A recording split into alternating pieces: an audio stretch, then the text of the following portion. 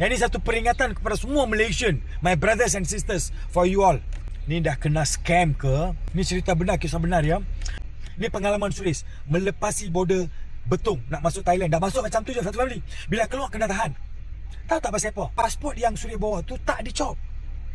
Mana kita nak tahu? Selalunya macam kita masuk negara jiran ke negara mana-mana pun, kita akan melepasi beberapa stage, right? Immigration, custom, after that negara jiran pun ada immigration, custom all.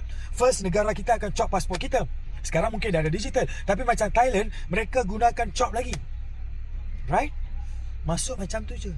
Bila keluar dah ditahan. Kena tahan. Tahan dia beritahu tak ada cop dalam pasport, mengatakan you langsung tak masuk Thailand. Macam mana you boleh keluar balik dari Thailand? Faham tak strategi yang mereka pakai tu?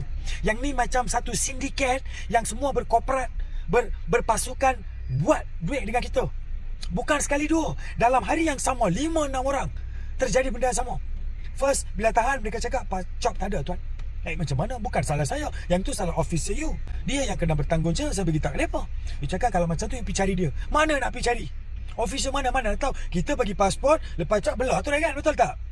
After that, ikut prosedur terms and condition protokol Thailand, kena bayar sama 25,000 baht. Duit Malaysia pun lebih kurang dah dekat 3,000 lebih, dekat 4,000 kot ringgit dia. Tu protokol. Dia saja gempak kat kita. And then ajak kita masuk office dia, slow talk RM500 on the spot.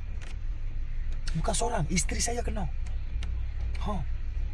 Kiramai fikir balik. Satu hari saya duduk sana, pagi sampai petang, kira-kira 5-6 orang kena benda yang sama. Tapi dia pandai. Yang tu bawa office line, yang ni bawa office line. Mungkin bila masuk tu sengaja tak cop bagi masuk. And then bila keluar automatik kena tahan. Ya tuan. Sebelum tu bulan lepas saya pernah bayar 10,000 baht, 10,000 baht. Komplain benda ni nak komplain kat siapa tak tahu pula. Kita lah yang kena pandai-pandai. Tim-tim, satu permintaan daripada Suris, kalau boleh yang nak masuk melalui border Betong tu, biar betul-betul you all tengok pasport you all dah dicop ke belum. Tangkap gambar. Kalau tak cop, minta balik ke dia. Confirm dia akan beritahu, sorry terlupa. Sudah dah test dah benda ni semua guys. Border Betong scam gila-gila. Tak 100%. Ini pendapat saya.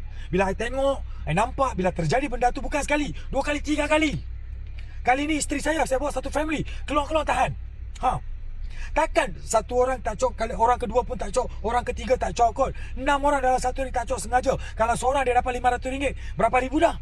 Memang sedikit lah guys. Tolonglah guys. Kalau masuk first time or second time, tolong check pasport anda, okay? Please. Kisah benar Suris.